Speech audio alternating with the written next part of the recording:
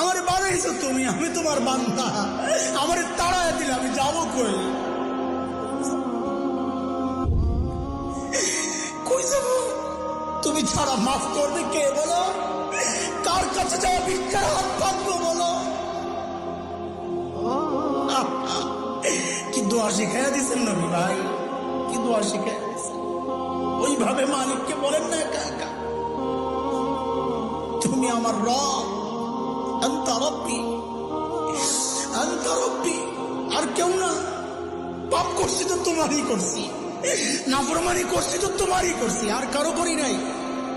বানাইছো তুমি, এখন আমি যাবো কই? করে ফেলছি, এখন যাবো কই বলো? কি সুন্দর কথা।